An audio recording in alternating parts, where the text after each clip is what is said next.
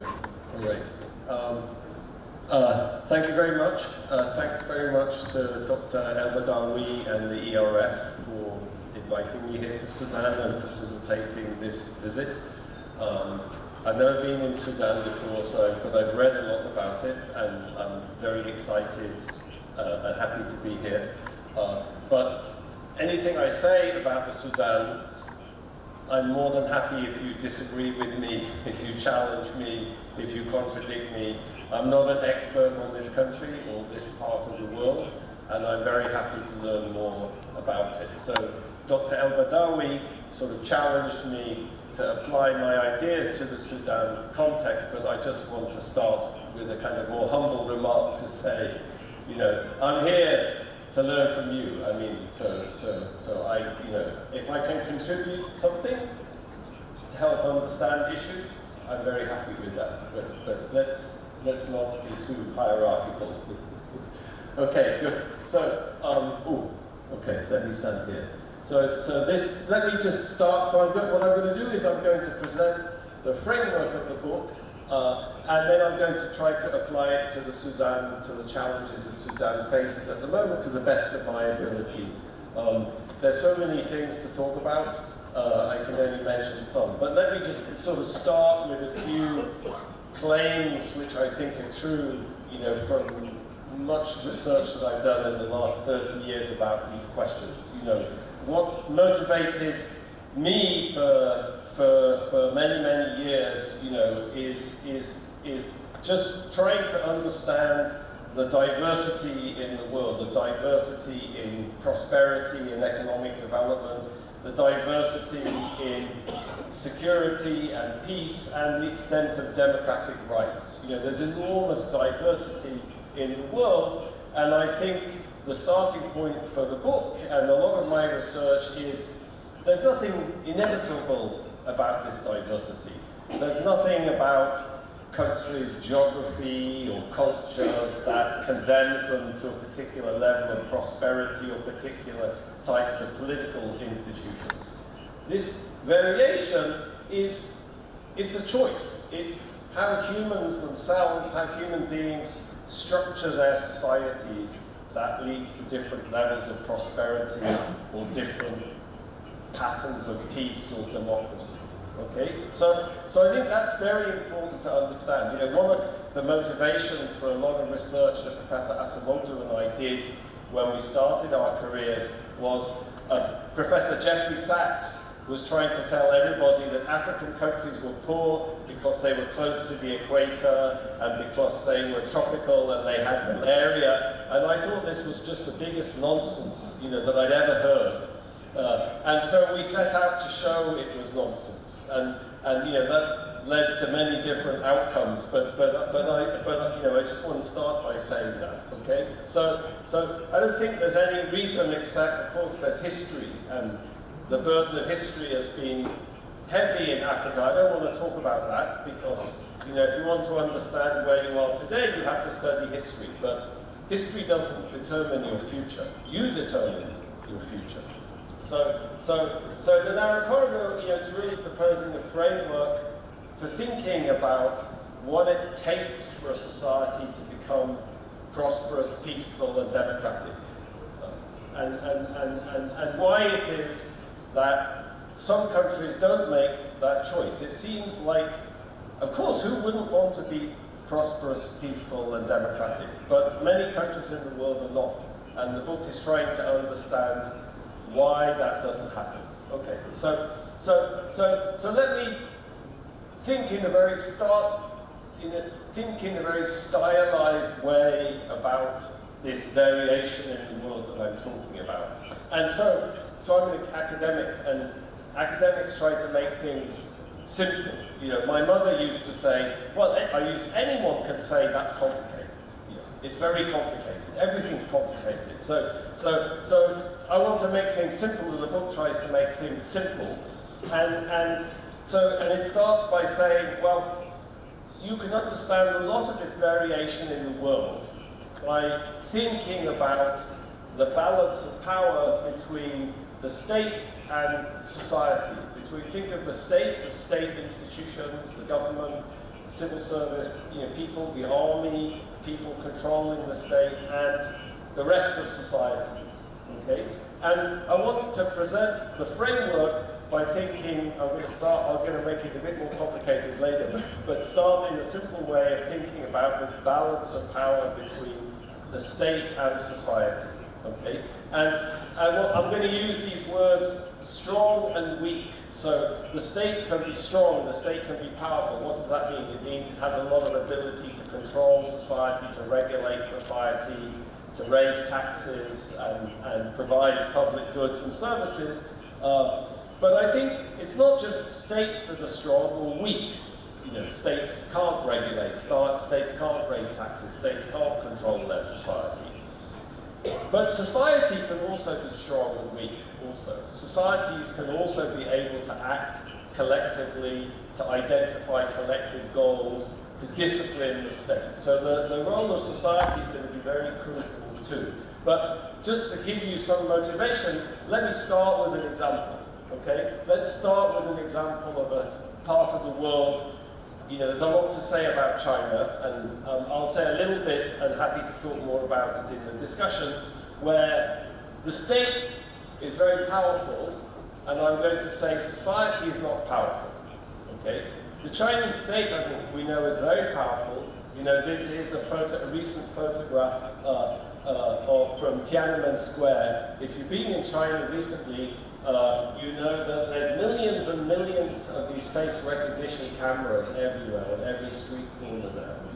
So when George Orwell, in the 1940s, the English writer in the 1940s, wrote his famous book 1984, there was this slogan, "Big Brother is watching you." But in the 1940s, it wasn't technologically possible, really, for Big Brother to watch you. But now it is. Okay? So here's an example of a state which is very powerful and a society which has very little ability to act collectively against the state, influence the state. Okay? So, but obviously, most of the world isn't like that. So now think of a case which is the opposite, almost the opposite of that. So there, the state is very strong, society is weak. So can you think of a situation where society is very strong and the state is weak? Okay? I think there are actually quite a lot of examples of that. If you go to the next slide, this is the example from Yemen.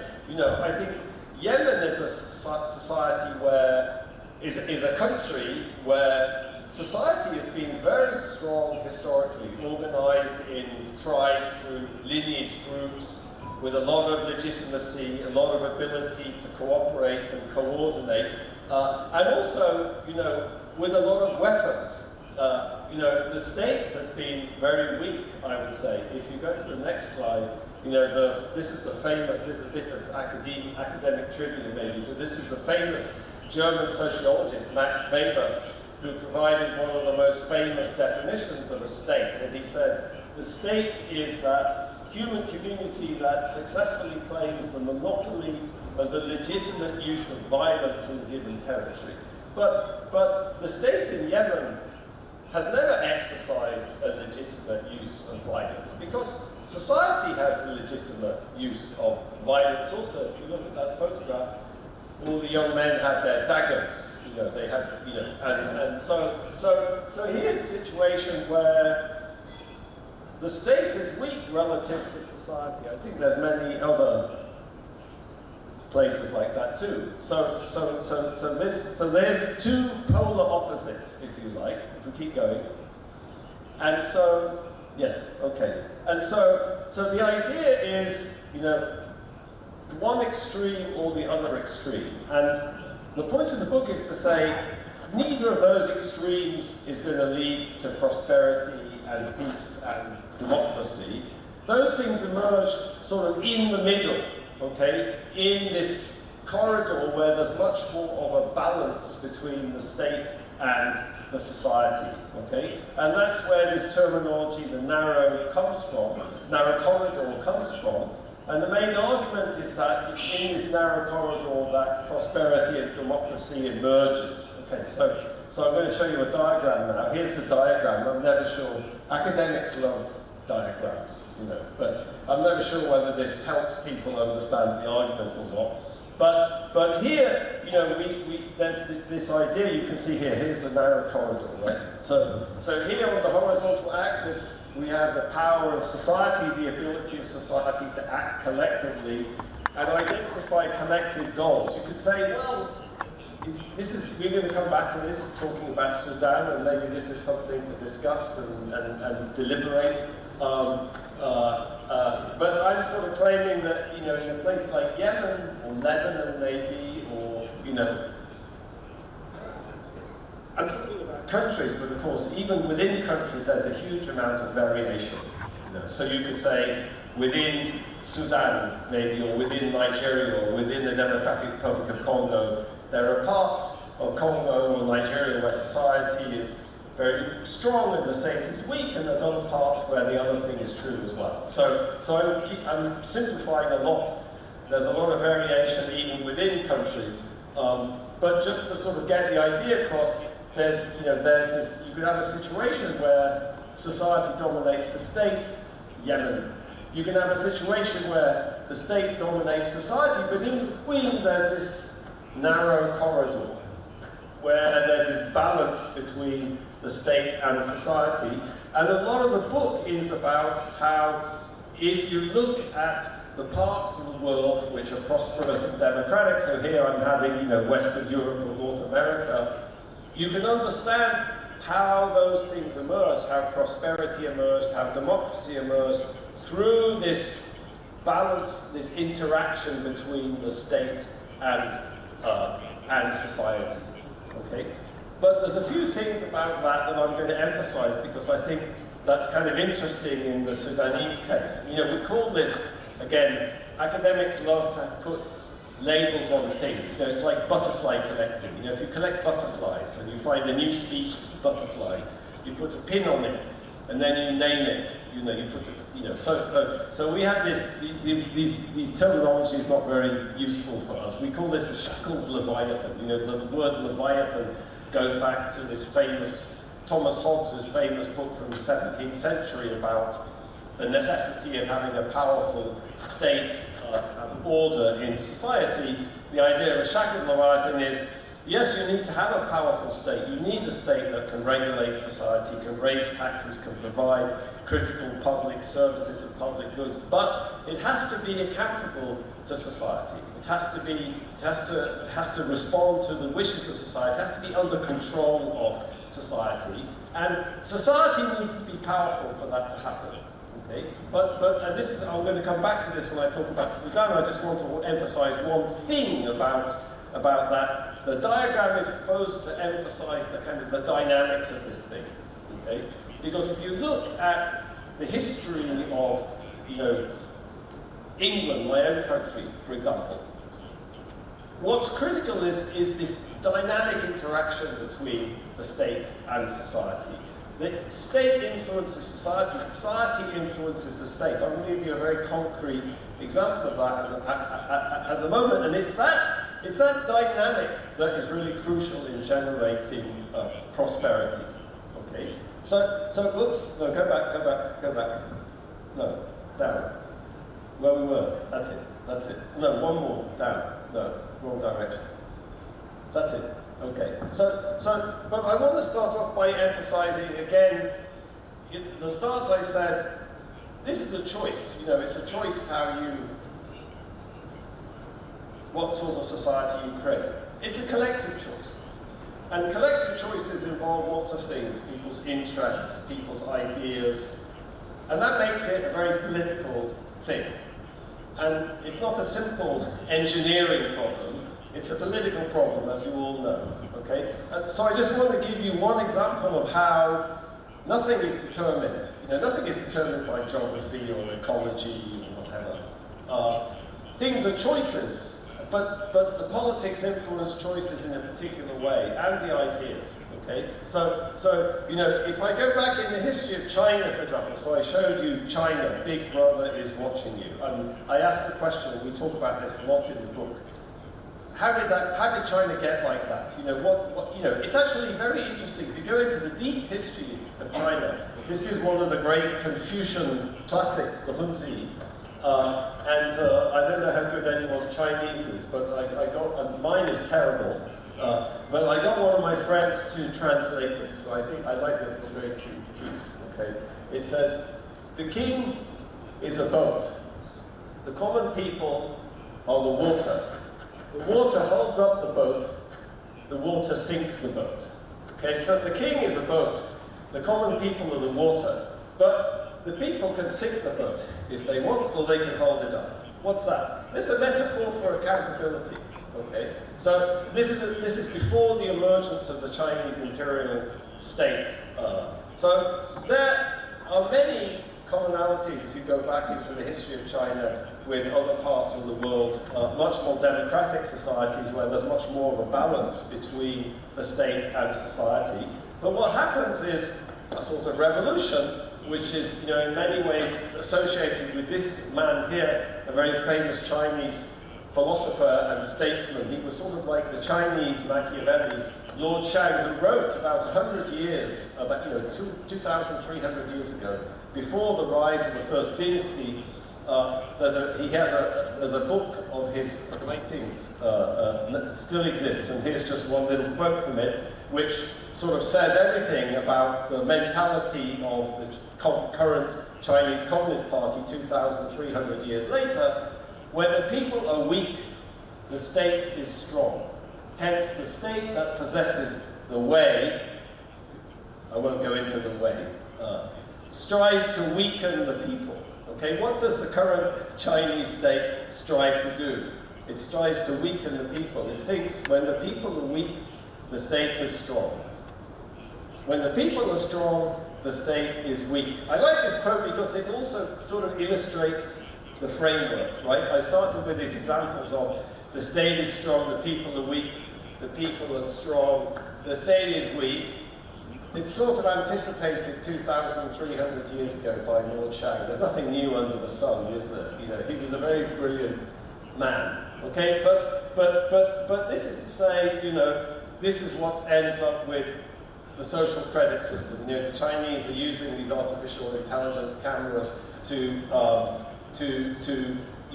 monitor everyone's behavior and evaluate people's behavior. And you're doing a good thing, okay, you get social credit. You're doing a bad thing, we penalize you. All right. So, okay. All right. So let me say. So now, there's the situation where the state dominates society. There's a situation where the society dominates the state, and then there's this balance in the middle. So let me back up and ask, what are the consequences of that for prosperity? What are the consequences of that for democracy? Okay? And I think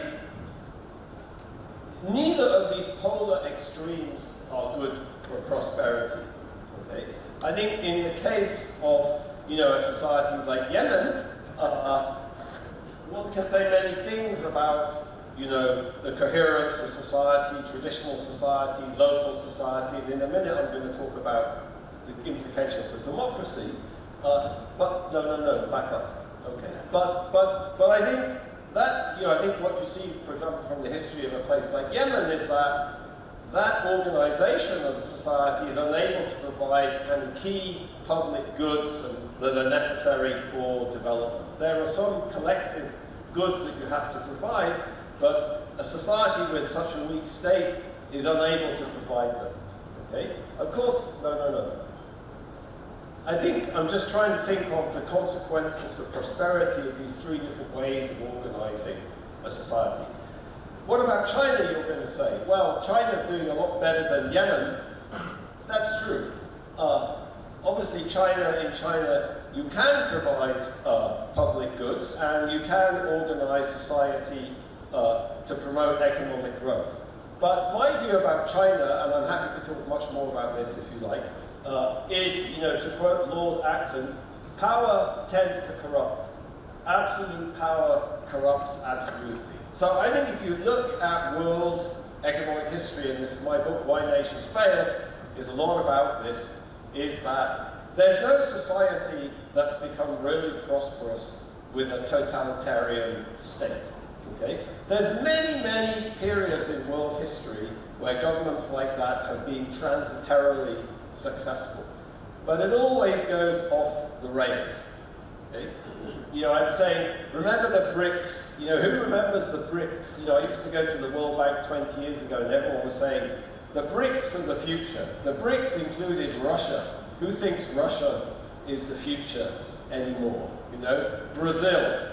Who thinks Brazil is the future anymore? You know, it also included India and China, you know. So I think you see, you know, in the book we give the example of the Soviet Union. When I was a student at the London School of Economics 40 years ago, we were told that if you want to be successful economically, you need to have central planning Soviet style, okay? In 1982, they were still teaching that in the London School of Economics. Okay? Yeah, nowadays, when you teach students that in the United States, they start laughing. You know, they can't believe that anyone ever thought that. But it wasn't just academics that thought that. You know, the CIA thought it. You know, Khrushchev thought it. Professional economists thought it. So, you know, why did they think that? Because from the mid-1920s, for 40 years, or maybe even 50 years, the Soviet economy grew very rapidly.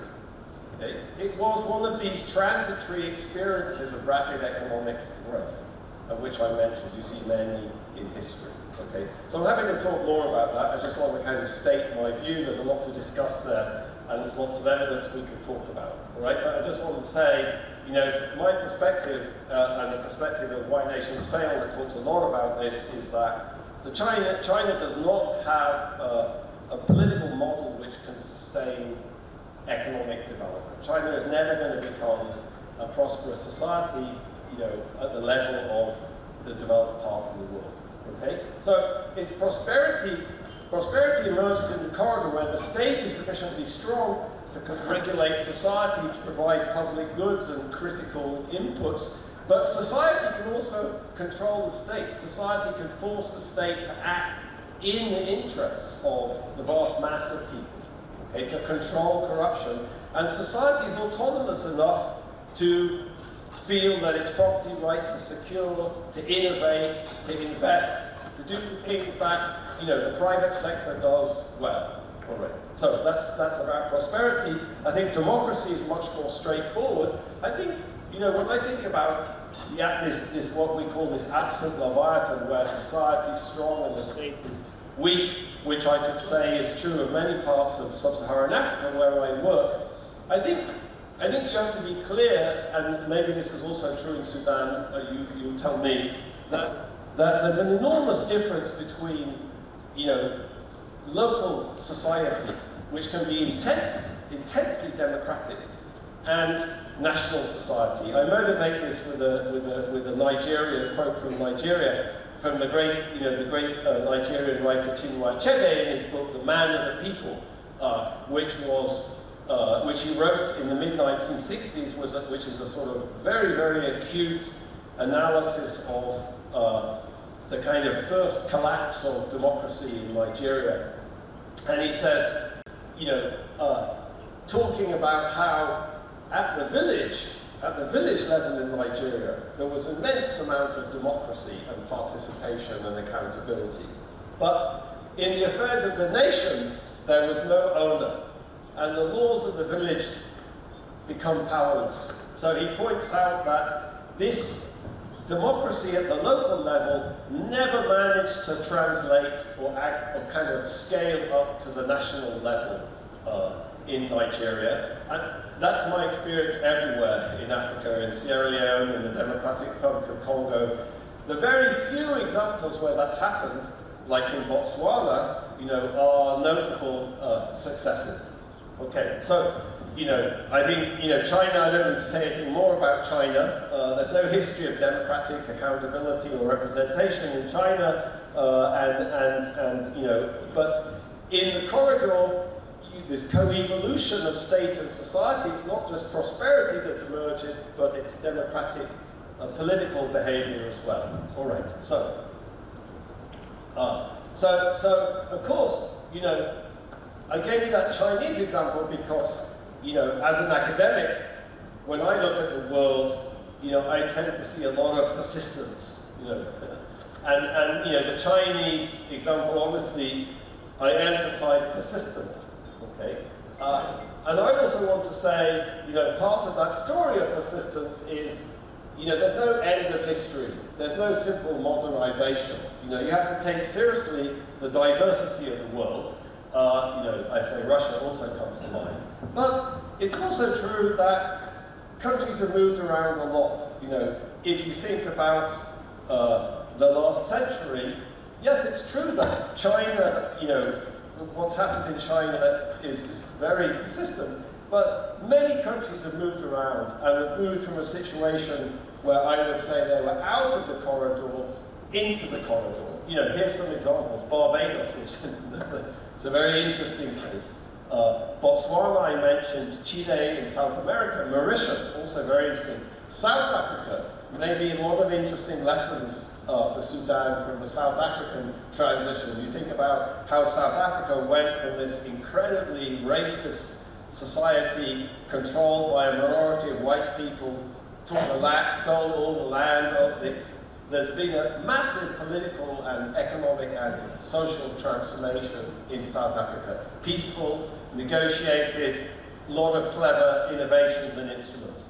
Okay? South Korea, also fascinating transition of state and society. And, South Korea, I always think, South Korea is not just an economic success. South Korea is not just about cell phones and microwave ovens. South Korea is like a cultural phenomenon. South Korea is like sexy, my son says. South Korea is sexy.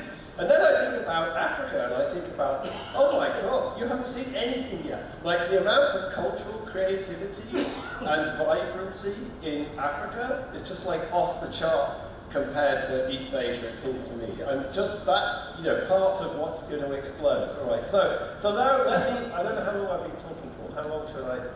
How much time do I have left, Ibrahim? 15 minutes. Okay. So there's the framework, thinking about some of the implications. Let me try now to focus on a couple of questions. Where is Sudan on that diagram? And is it in the corridor? And what are the challenges facing Sudan in terms of getting and staying into the corridor?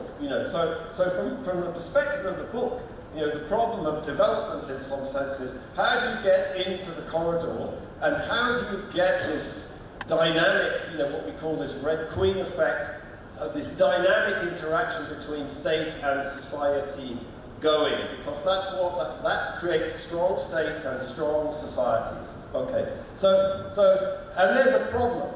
Okay, so you're thinking, okay, what does Sudan look like? Does it look like China? No. Does it look like Canada? No. Does it look like Yemen? No, not really.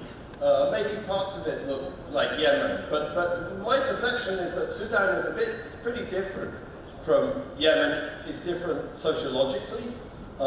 It's much less fragmented. There's also, I'm going to talk more about that. And also the state, maybe, there's a much deeper history in Sudan of state centralization, state authority. So I would say, it's not really like any of those three examples, okay? And in the book, we try to keep it simple, but then we introduce one more concept, and it's really to explain many post-colonial societies, like the Sudan, which we call a paper leviathan. So if we show the next diagram, what do I mean by a paper leviathan? So here's where I would put Sudan on the picture, which is,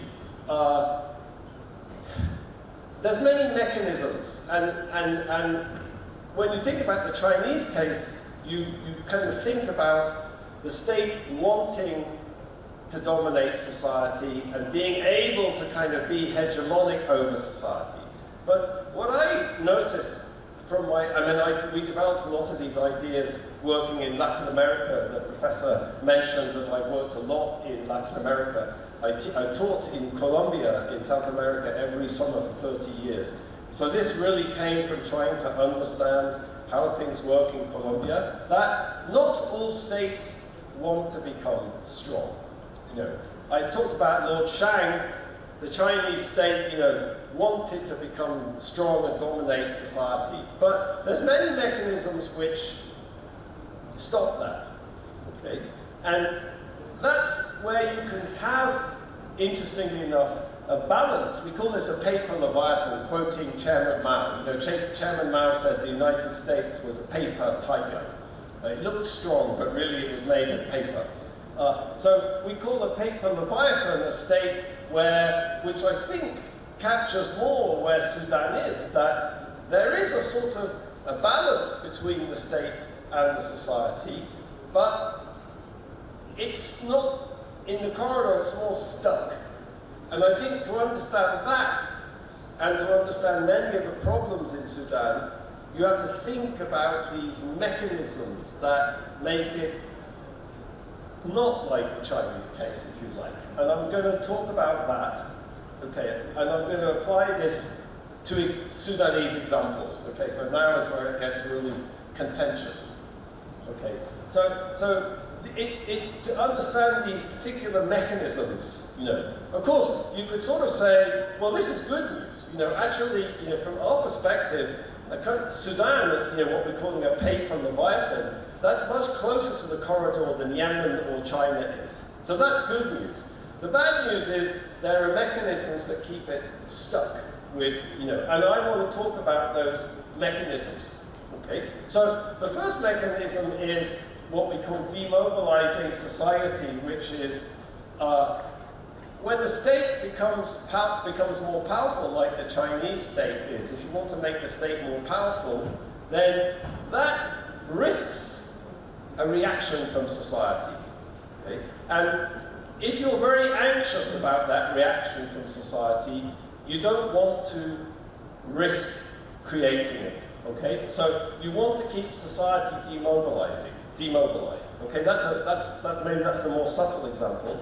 The second example I'm going to call exploiting society, which means if you have a weak state, institutions don't work well, that can be exploited. It can be exploited to the economic interests of the people in charge of the state. So what I see in Colombia, for example, I'm going to give a Sudanese example, but this was inspired by looking at Colombia, is that in Colombia, state institutions are very weak. Powerful elites can exploit that weakness for their own economic benefit. Okay? So that's a benefit of the powerful of weak state institutions. And the third mechanism is weak states are tools of politics. So one thing that makes states weak is patronage, clientelism, using public contracts or public employment as a way of managing power, giving favors to politically influential people in exchange for support. It's a way of doing politics, but it undermines the capacity of the state to function. Okay? So that's another reason why I'm calling that doing politics with society. That's another reason why states are weak and you get trapped in this paper Leviathan. So let me give you some Sudanese examples of these three mechanisms, because talking to Dr. El-Badawi and the different people and kind of doing some reading, it seemed that many of the things people are talking about are kind of dealing with these mechanisms. Okay? So first of all, I want to say that looking at the history of Sudan, what you see is all of these three mechanisms. Okay, all of these three mechanisms are at play.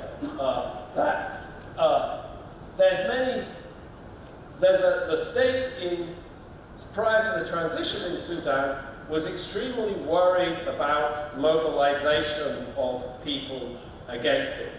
Okay, so many of the strategies it took were designed to keep society under control. So here's just an example from Darfur of, what's one strategy of keeping society demobilized so it doesn't threaten your power? Well, factionalize it. divide it amongst itself, get it fighting against itself.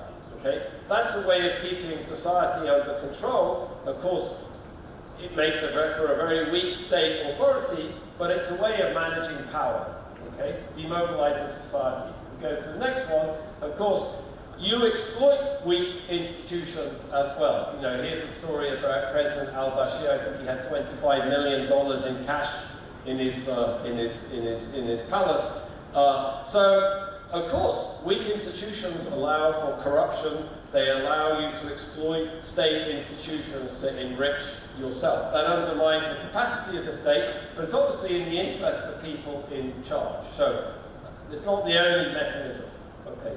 Doing politics with society, I think there's many, many examples of how the weakness of the state in Sudan was created by these very patrimonial, clientelistic political strategies. So Alex Naval, you know, who's a scholar who's written extensively about the political economy of Sudan, he has this notion of a political marketplace. This is actually from his website at Tufts University, where he's describing, I won't go into detail, but he's describing how the oil revenues were used as a tool of patronage for the government to manage power and control people to build coalitions. Okay? But, you know, this is not just a substitute for a strong state, it undermines the capacity of the state. Okay? So I think these mechanisms this is just to illustrate these mechanisms seem to be all at play in the Sudan. Okay? So you know, I characterized Sudan as in this situation with a weak state and a weak society. Okay? Obviously, Sudanese society is very strong in lots of dimensions. You know, the resistance committees, you know, many aspects of rural society to the extent I understand them. Also, there's traditional institutions that are extremely effective and cohesive and powerful. But I guess what I'm talking about here, you know, is yeah, but it's very fragmented. It's very heterogeneous. That's the post-colonial condition. You know, that's the problem in Congo. That's the problem in Nigeria. It wasn't a problem in Botswana for historical reasons.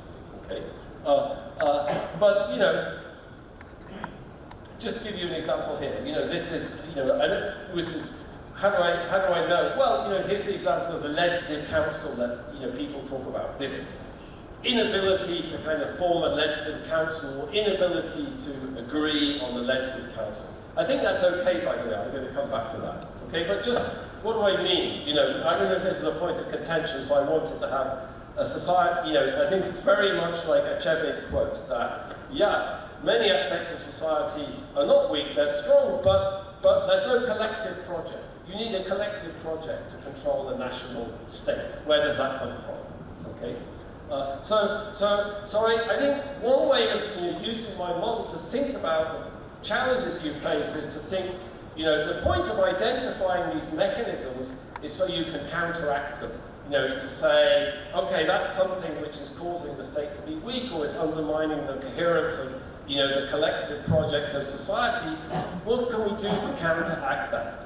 Okay, and counteracting demobilization, I'm not too worried about this, actually, because what I see, as fascinating and unique in the Sudan, based on my very superficial experience and understanding, is that actually, this society is not like Yemen, and it's not like Nigeria or Congo either. There's enormous, what political scientists would call, identities or solidarities that cut across, parochial or sectarian interests. Islam, of course, is one of them.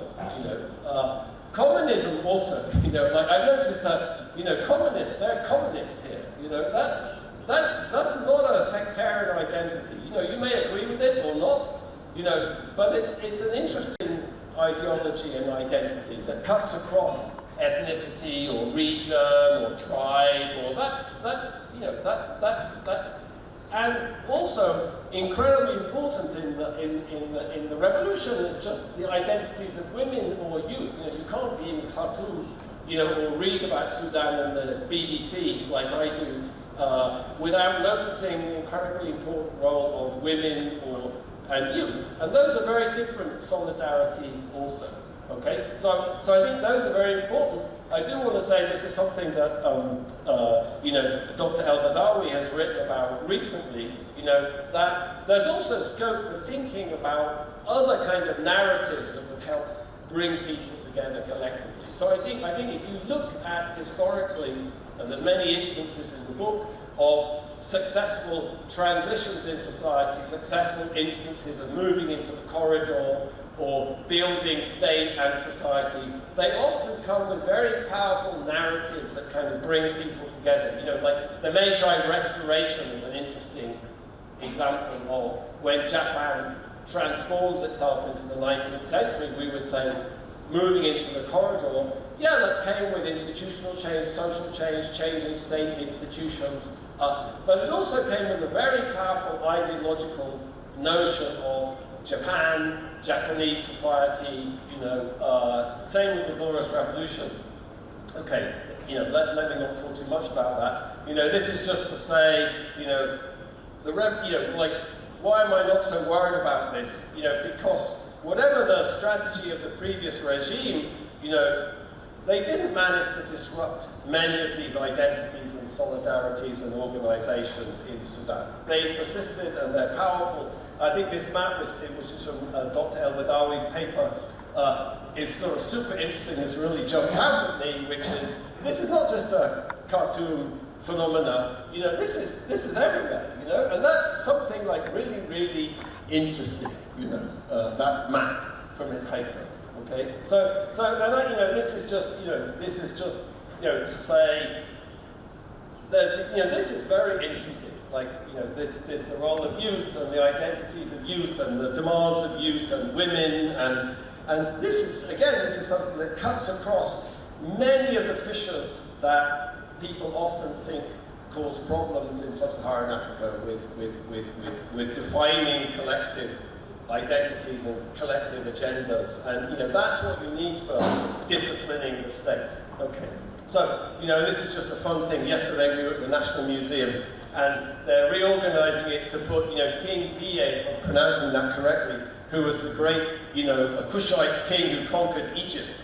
So the director of the museum was saying, we're putting him right back in the middle of the museum where he belongs. So I don't know if this is someone, like I said, the Meiji Restoration, that was a very it was actually moving Japan forward, but it was doing it by sort of saying, we're not doing anything really new, we're just kind of reclaiming our lost history. So here's a bit of Sudanese lost history. I don't know enough about Sudan to know whether this gentleman really is a uniting or unifying figure. I'm just sort of throwing that out there. Narratives are important. Okay, so maybe I won't talk about this. Let me just say one thing about this, which is on this theme of making society stronger. Here I've just been talking about these different identities and different solidarities, and are there ways of bringing people together around particular themes. One thing you read in the literature about the transition is, the only thing people could agree about is getting rid of President Bashir. But after President Bashir was gone, no one could agree about anything. I think that's perfectly normal, by the way, as I'm going to say in a minute. It's true about the Constitution in the United States also. But these are just ideas about how to,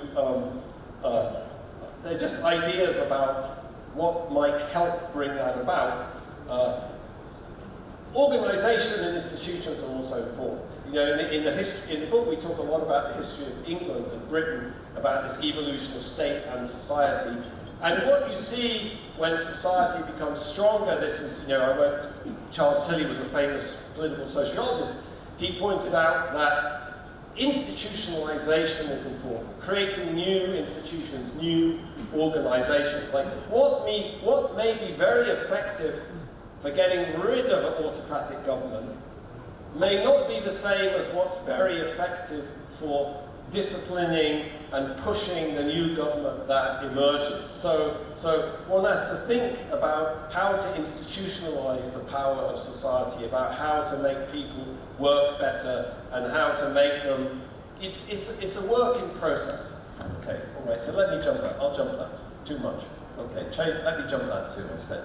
Okay, so counteracting this demobilization. So I also talked about exploiting society, if you like. And I gave the example of President Bashir and his $25 million. But of course, exploiting society, you know, if you look at most autocratic regimes, it's not just about corruption, it's about using the state to generate opportunities for some people, monopolies. You know, at the start of Why Nations Fail, we contrast the two richest men in the world, Bill Gates, you know, the founder of Microsoft, and Carlos Slim in Mexico. You know, Carlos Slim made his money through getting his friends in the Mexican government to privatize a completely unregulated telecom monopoly to him.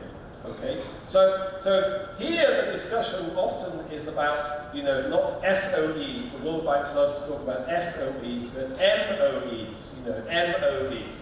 You know, and you know, which is military, not state-owned enterprise. Sorry, military-controlled enterprise should be MCE, shouldn't it? Yeah, sorry. Okay, so I just say, you know, like, just to go back to one slide, you know, here's an example from a report I read about a kind of military-owned enterprise, you know, my comment about this, and I'm happy to talk more about it, is, you know, this is very common in every transition. If you go to the next slide, I think, you know, there's all, you know, in making a transition towards the corridor, I'm talking about how do you change these mechanisms. So, in a weak state, some people are benefiting from that. Okay, so that's always true. It was true in England historically. It was true in Mauritius in the 1960s. It was true in South Korea in the 1960s. You know, it was true in China, by the way. Okay, go back, please, one side. Okay, so I just think people talk. I mean, it's interesting, and I can talk more about this if people are interested. But I think there's a lot more to say about the control of the economy by the military. You know, I'm saying here, you can think about this as vested economic interest in the status quo. That's always true, you know, and that's nothing unusual about that. And actually, what's also interesting, as I say here, I don't have time to talk about it now, but previous research on this by academics studying the transition to democracy in Southern Europe in the 1970s or Latin America in the 1980s addressed the same problem. You know, it's true today that 10% of all the copper income in Chile goes straight to the military. It doesn't go into the national budget. It goes straight to the military. In fact, only 2 years ago they wrote a law grandfathering it out over 12 years. Okay, so the Chilean transition happened, and they left the military alone. But in fact, the conclusion from these studies in political science is that there's advantages. It turns out there's actually advantages of the military owning things. So this is much less complicated, it seems to me, than everyone makes out. And if you go to the next slide, let me just give you one example, which is the Chinese case. So one of the things to learn from the Chinese transition is the Chinese use many strategies to grandfather out vested interests in the previous institutions. You know, so if you look at this slide here, you know, you can see here, this is 1978, and this is 1980. So here's the, you know, there's the, you see, look at the state employees, it basically stays the same, it even goes up. Private employment explodes. So state-owned enterprises were left alone. They were not threatened. The private sector expanded on the margin like crazy. Okay, so you know, this is what academics call dual-track reform in China, but it's just a strategy for dealing with vested interests in the state, economic interests invested in the status quo. You know, the English dealt with the landed aristocracy in the same way in the 18th century at the time of the Industrial Revolution. They found a way of just leaving them alone. Okay. So you can deal with this, all right? One thing I just want to say here, I don't have much to say about this, I'm not an expert, but you know, there's also, of course, autocratic regimes don't just, you know, steal money or create advantages for political insiders. They also use violence and repression. So there's the issue of transitional justice, and I don't think there's a simple grandfathering out way of dealing with that. I don't want to say that this is like economics. I don't think it is. I'm not an expert on this topic. I know that's a big topic of discussion in this country. I'm happy to say I know a little bit about this from the Colombian, both the South African and Colombian experience, so I'm happy to talk about that if people are interested in my opinion.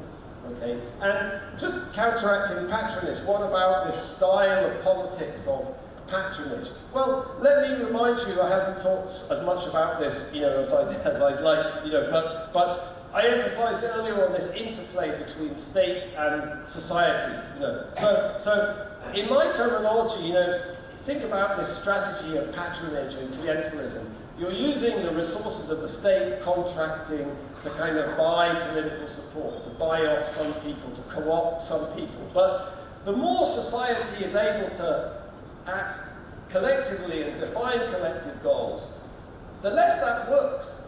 It doesn't work. Okay? And the more in, what Alex de Waal would call the political marketplace, it's going to be attractive to win support through public goods, through public policy, not through patronage or clientelism. So in the dynamics of this interaction between state and society, I think you could see the incentives and logic of patronage and clientelism are going to change. One could say a lot more here about institutional innovations and building institutions, obviously, to counteract capacity build, to counteract that. Okay, so let me just say a couple of things, and then I should stop. Okay, all right. One thing that just sort of strikes me to talking with Dr. El-Badawi and just even coming here and talking to people in a very brief way is like I mentioned earlier this inability to agree on the legislative council. Okay? I think that's completely inevitable. There's never consensus. I say even in Africa. Why do I say even in Africa? Because one of the things that I find so fascinating, as a political economist, is this African idea of you make decisions by consensus. In liberal democracy, you have majority rule. But I've never met an African who thinks that's the right way to make decisions. Last summer, I work a lot with scholars at the University of Nigeria in Nsukka, in eastern Nigeria, and I was staying in one of my friend's village, and I went to a meeting of the Aladimna, which is the village kind of assembly, the village, assembly. And they sat there all day, and they didn't agree on anything. And I was like, what happens now? Do you take a vote? No, we come back tomorrow. We come back tomorrow, and we keep talking, And I think that's a great thing. But of course, that political culture makes it extremely difficult. When suddenly all these interests are on the table and free to talk and not being repressed. You come together, you have to agree on all these things. That takes a lot of time. Okay? But I just want to say, that's always true. If you go back to the Constitutional Convention in the United States in the 18th century, and by the way, they had no mandate to rewrite the Constitution. That was total innovation. George Washington and all those people should never have been rewriting a Constitution. They were mandated to adjust the existing Constitution, the Articles of Confederation. But they never agreed. Rhode Island, the state of Rhode Island, never sent a delegation to Philadelphia. They said, we don't agree with that. We don't want to have anything to do with it. They never ratified the Constitution until 1 year after it had been adopted. So Rhode Island didn't agree. Here's George Washington. Rhode Island still perseveres in that impolitic, unjust, and one might add without impropriety, scandalous conduct, which seems to have marked all her public councils. Okay, so they couldn't even agree on you've heard a lot about the Supreme Court. The Supreme Court evaluates legislation for its constitutionality in the United States. They argued for days about that in Philadelphia. They could never agree. They never agreed. It wasn't in the Constitution. It was only 20 years later that got agreed on. Okay. And there were many other issues that they couldn't agree on as well, like slavery. So even the United States, there's lots of stuff you can't agree on, Okay, so that's completely normal, all right? And also, that's normal, and so is failure. You know, so when I was talking yesterday with Professor al-Badawi and some other people, I was reminded of the words of Jonathan Powell. So I went back to his book last night, which I have on my telephone. Jonathan Powell, who was Tony Blair, when Tony Blair was Prime Minister of England, Jonathan was his chief of staff. And Jonathan negotiated the Northern Ireland peace agreement. So he's a very, you should invite him here. He's a very, very clever man. And he has many wise things to say about negotiating agreements. So one is, failure is inevitable. First of all, negotiating peace, he says, but negotiating a political transition is not an event. It's not an event.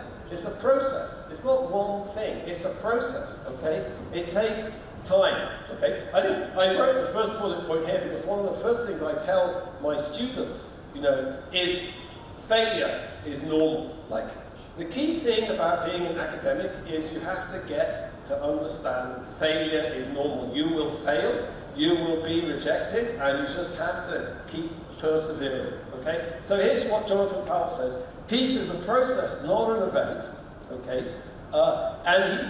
Jonathan illustrates what happens if you don't have a process.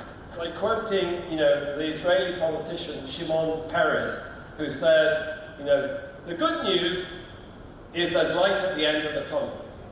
The bad news is there's no tunnel, okay? So if you don't have a process, you don't have a tunnel, okay? And here's Jonathan Powell talking about, you know, how Northern Ireland succeeded, and I think this is extremely relevant for the current moment in Sudan. The eventual success was built on failures. It required the parties to exhaust all other alternative options. So he points out how there was failed agreement after failed agreement after but each failed agreement you learn something. The different sides learn something about what's possible, about the capabilities or the authority of the other side, and that's crucial, and that to me, based on, again, my very superficial knowledge, that's something to think about in the current period. Okay, so there's I talk too much probably. That's typical with academics, you might have noticed. And you know, I hope that's. I'll shut up now.